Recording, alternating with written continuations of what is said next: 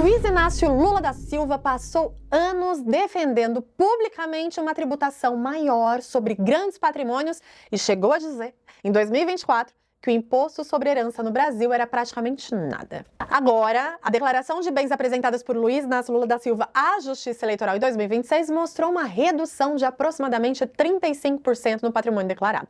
Em 2022, eram cerca de 7,4 milhões de reais. Em 2026, aproximadamente 4,8 milhões. E segundo interlocutores, parte dessa redução está relacionada à decisão de antecipar patrimônio aos filhos. É importante deixar uma coisa clara. Antecipar a herança é legal. A questão que esse episódio levanta é outra. Porque em 2024, o próprio Luiz Inácio Lula da Silva criticou a tributação brasileira sobre herança. Diz que aqui o imposto era nada. Citou a alíquota de 4% e comparou o Brasil com os Estados Unidos, onde a alíquota federal máxima pode chegar a 40%. Ele não falou da isenção, né? No Brasil, o ITCMD é estadual e a alíquota máxima atualmente permitida chega a 8%. Então existe um debate legítimo de coerência. Uma coisa é defender aumento de tributação como política pública. Outra coisa é quando você administra o próprio patrimônio. Utilizar todas as possibilidades que a própria legislação oferece para estruturar a sucessão. E isso não aconteceu somente nesse caso. Tempos atrás, aconteceu algo parecido. Lembra? Eduardo Moreira, um defensor público da tributação de dividendos. Documentos divulgados na imprensa apontaram que o ICL antecipou aproximadamente 43 milhões de reais em distribuição de lucros e cerca de 25,1 milhões seriam destinados ao próprio Eduardo Moreira. Só que nesse caso, existe uma diferença importante. O próprio Moreira explicou publicamente que a distribuição havia sido antecipada por causa da mudança tributária. Segundo ele, se o dinheiro fosse distribuído depois da entrada das novas regras, haveria um custo superior a 5 milhões de reais em impostos e tributos. Ou seja, ele utilizou uma possibilidade legal de planejamento tributário antes da mudança da regra. Quando o imposto é cobrado do empresário, dizem que é justiça social. Quando o imposto chega perto do próprio patrimônio, a pessoa faz exatamente aquilo que recomenda que o contribuinte faça. Antecipa, organiza e protege. Percebe como as coisas funcionam no Brasil? O sujeito defende a criação do imposto, coloca todo mundo para pagar, mas quando a cobrança pode alcançar o próprio patrimônio, ele tenta se antecipar. Ele tem a informação. E você ainda tem dúvida se precisa estudar a possibilidade de fazer uma holding? Ele mesmo fez o que todo mundo deveria avaliar enquanto ainda é possível fazer isso com calma. Organizou a sucessão antes de uma mudança, antes de uma emergência e antes de um conflito familiar. Porque o planejamento não deve começar quando a família já está brigando. Não deve começar quando os pais estão doentes. Ela não deve começar quando aparece uma dívida. E não deve começar quando o governo anuncia uma nova regra e você descobre que nunca organizou nada. Uma holding, quando faz sentido e é bem estruturada, pode ajudar a organizar imóveis, participações societárias, distribuição de renda e sucessão. Mas não é simplesmente abrir um CNPJ e colocar tudo lá dentro.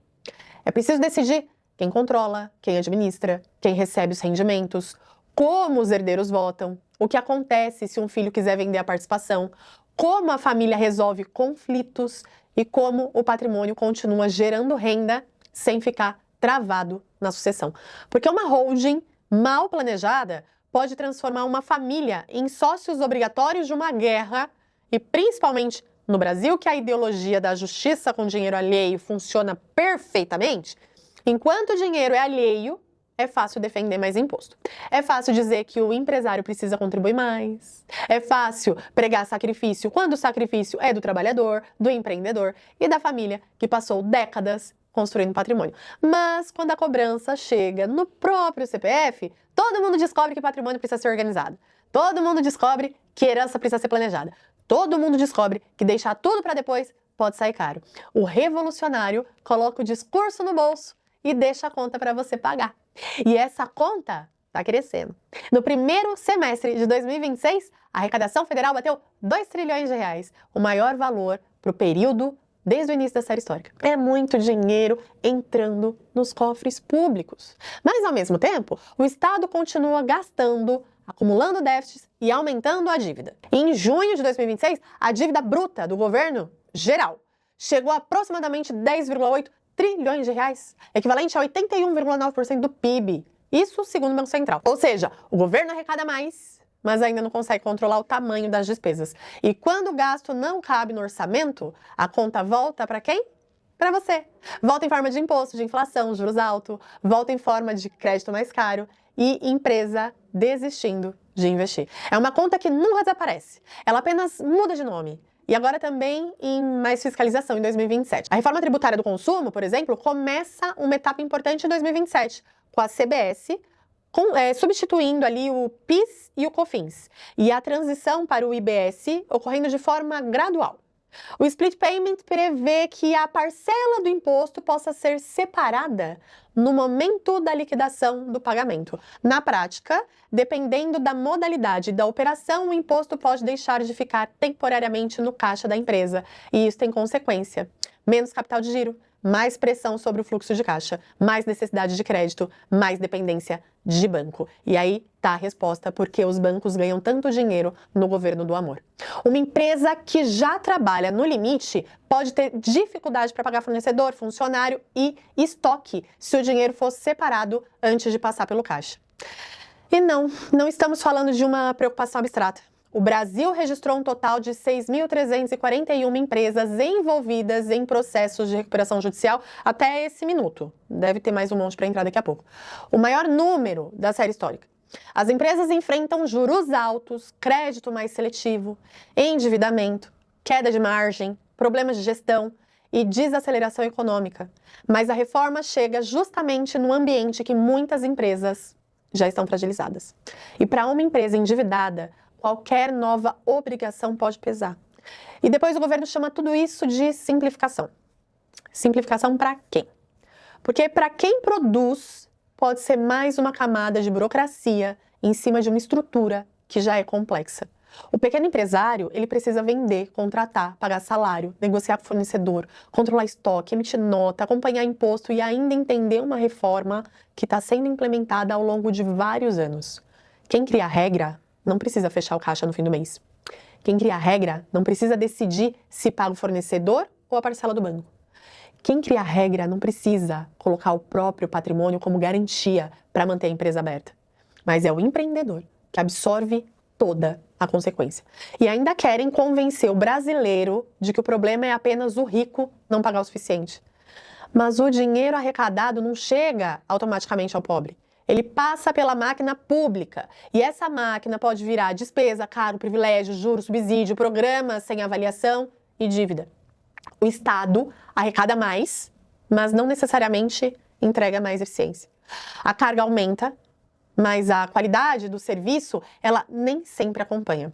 O contribuinte paga mais, mas continua enfrentando insegurança, burocracia, demora, juros e falta de previsibilidade. E quando alguém questiona, a resposta é sempre a mesma. É preciso arrecadar mais. Mas arrecadar mais não resolve uma máquina que não sabe controlar despesas. Se a arrecadação bate recorde e a dívida continua crescendo, talvez o problema não seja apenas quanto entra, né? Talvez seja quanto sai. Não, alguém já pensou nisso? Talvez seja a falta de prioridade, ou talvez seja um governo que prefere aumentar a receita e enfrentar o custo político de cortar gastos, ou só um governo incompetente mesmo. O modelo é esse. Eles aumentam o imposto para você pagar, mas usam a lei, a informação e a assessoria para organizar o próprio patrimônio. Por isso, não espere uma nova lei para descobrir como estão os seus investimentos. Não espere uma doença, uma briga familiar ou uma crise econômica para começar a organizar seus bens. Avalie a sua estrutura, entenda como os imóveis estão registrados, revise como a renda é recebida, separe o patrimônio da operação quando isso fizer sentido, defina regras antes que os herdeiros precisem disputar tudo na justiça e pense também na concentração dos seus investimentos. Porque enquanto o Estado continuar caro demais, gastando demais e dependendo cada vez mais de arrecadação, tudo continuará subindo para sustentar uma máquina que não protege quem produz. Diversificação internacional não é opção, é obrigação, é legítima defesa patrimonial. Ou você protege o seu patrimônio dentro da lei e com planejamento, ou fica completamente refém do mercado brasileiro. Eu faço isso há mais de 21 anos e se você quiser entender como organizar melhor os seus investimentos e proteger o seu patrimônio diante desse cenário, clica no link da descrição desse vídeo, invista comigo e proteja seus investimentos.